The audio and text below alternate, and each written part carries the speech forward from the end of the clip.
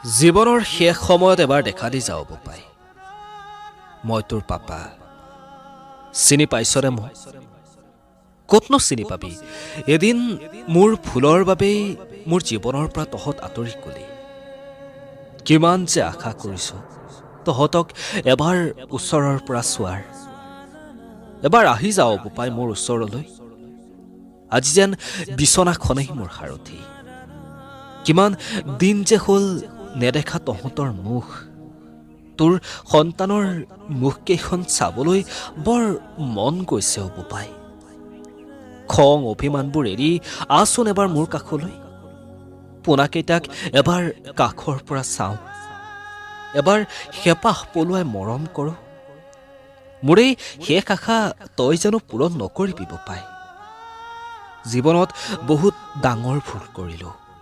আৰু আজি তাৰ ফল খাতে খাতে পাইছোঁ মই জানো মই ক্ষমাৰ যোগ্য নহয়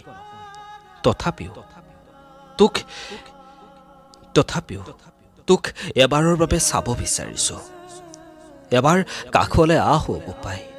খেপাহ পলুৱাই মৰম কৰোঁ প্ৰিয় বন্ধু যিখন চিঠি মই আপোনালোকক শুনালোঁ এই চিঠিখন হৈছে সম্পূৰ্ণ কাল্পনিক চিঠি ইতিমধ্যে আপোনালোকে গমেই পাইছে সামাজিক মাধ্যমত চৰ্চা লাভ কৰা এটা বিশেষ বিষয় নিজৰ ৰোগীয়া পিতৃয়ে বিচনাত পৰিয়েই নিজৰ পুত্ৰলৈ ফোন কৰিছিল যিজন পুত্ৰ চিকিৎসক তেওঁলৈ ফোন কৰিছিল এবাৰ পুত্ৰক চাব বিচাৰিছিল পুত্ৰৰ যি সন্তানৰ মুখখন এবাৰ চাব বিচাৰিছিল কিন্তু তেওঁৰ সেই শেষ আশা অৱশেষত পূৰ্ণ নহ'ল সেই আশাবোৰ বুকুত বান্ধিয়েই তেওঁ এই পৃথিৱীখনৰ পৰা বিদায় ল'ব লগা হ'ল তেওঁ যিখিনি সময়ত সুস্থ আছিল ডেকা বয়সত তেওঁ কৰা এটা ভুলৰ বাবে বৃদ্ধ কালত তেওঁ এইদৰে কষ্টৰে জীৱন পাৰ কৰিবলগীয়া হৈছিল জীৱনৰ শেষ মুহূৰ্তৰ সময়খিনি পুত্ৰক ফোন কৰি মাতি পঠিওৱাৰ পিছতো পুত্ৰ নিজৰ দেউতাকৰ কাষৰলৈ নাহিল এই ঘটনাটোৱে বৰ্তমান সময়ত সামাজিক মাধ্যমত চৰ্চা লাভ কৰিছে আচলতে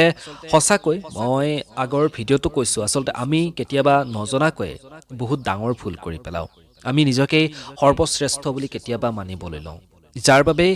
কেতিয়াবা আমাৰ হাতৰ পৰা আমাৰ আপোন মানুহবোৰ কাষৰ পৰা আঁতৰি যায় যেতিয়া আপোন মানুহবোৰ আমাৰ একেবাৰে কাষৰ পৰা আঁতৰি যায় তাৰপাছত আমি জীৱনটো অকলশৰে কটাবলগীয়া হয় আমাৰ কিছুমান তেনেকুৱা চৰিত্ৰৰ কাৰণে আমি নক'বলগীয়া কিছুমান কথা কৰাৰ বাবে গতিকে আশা কৰিছোঁ এনেবোৰ ঘটনা আমাৰ সমাজখনত আৰু দুনাই নহওক আমি সকলোৱে মিলা প্ৰীতিৰে থাকোঁ মিলা প্ৰীতিৰে আমি আমাৰ সমাজখন আগবঢ়াই লৈ যাওঁ আমাৰ পৰিয়ালটো সুন্দৰ কৰি ৰাখোঁ কাৰণ এনেকুৱা ঘটনাবোৰ যেতিয়াই আমি শুনিবলৈ পাওঁ খুব বেয়া লাগে আৰু এনেকুৱা ঘটনাবোৰ হৈ থাকিলে আহি থকা প্ৰজন্মৰ কাৰণে বহুতখিনি বেয়া হ'ব কাৰণ তেওঁলোকে যেতিয়া এনেকুৱা ঘটনাবোৰ দেখা পাই থাকিব এই ঘটনাবোৰে তেওঁলোকৰ মনত বহু কথাই ক্ৰিয়া কৰিব আৰু তেওঁলোকে সেই কথাবোৰ শিকিবলৈ ল'ব গতিকে আমি সকলোৱে মিলিজুলি ভালকৈ থাকোঁ সকলোৱে মিলিজুলি আগুৱাই যাওঁ তাৰে কামনা কৰিছোঁ আৰু যিজন ব্যক্তিৰ মৃত্যু হৈছে তেওঁৰ আত্মাৰ চিৰশান্তি লাভ কৰক তাৰে কামনা কৰিছোঁ বাকী কাৰ ভুল কোন শুদ্ধ সেয়া আপোনালোকে ইতিমধ্যে গমেই পাইছে খবৰ প্ৰতিটো মুহূৰ্ততে সাংবাদিকসকলে আপোনালোকক দি গৈছে গতিকে তাৰ পৰা আপোনালোকে হয়তো অনুমান কৰিছে যে আচলতে ঘটনাটোৰ আঁৰৰ ৰহস্য কি আছিল গতিকে আজিৰ এই কাল্পনিক চিঠিখন শুনি আপোনালোকে কেনেকুৱা পালে জনাবৰ কাৰণে একেবাৰে নাপাহৰিব বাপেকৰ মনৰ অনুভৱখিনি মই এই চিঠিখনৰ জৰিয়তে ফুটাই তুলিবৰ কাৰণে চেষ্টা কৰিছোঁ তেতিয়াহ'লে প্ৰিয় বন্ধু আজিলৈ এই ভিডিঅ'টোৰ পৰা ইমানতে বিদায় লৈছোঁ আপোনালোকে যদি কবিতা কাহিনী ইত্যাদিবোৰ লিখে তেতিয়াহ'লে মোলৈ পঠিয়াবৰ কাৰণে একেবাৰে নাপাহৰিব মোৰ ফেচবুকৰ ইউটিউবৰ তলৰ ডিছক্ৰিপশ্যন বক্সত আপুনি চাব এই ভিডিঅ'টোৰ তলত তাতে মোৰ ফেচবুকৰ আইডিটো আছে তাত গৈ আপোনালোকে লিখা কবিতা কাহিনীসমূহ পঠিয়াব পাৰিব তাৰ লগতে তলত আপোনালোকে দেখা পাব মোৰ ফোন নম্বৰটো আছে হোৱাটছআপ নম্বৰ তাতে গৈও আপোনালোকে লিখা কবিতাসমূহ মোলৈ পঠিয়াব পাৰে তেতিয়াহ'লে আজিৰ এই ভিডিঅ'টোৰ পৰা মই ইমানতে বিদায় লওঁ পুনৰ লগ পাম ধন্যবাদ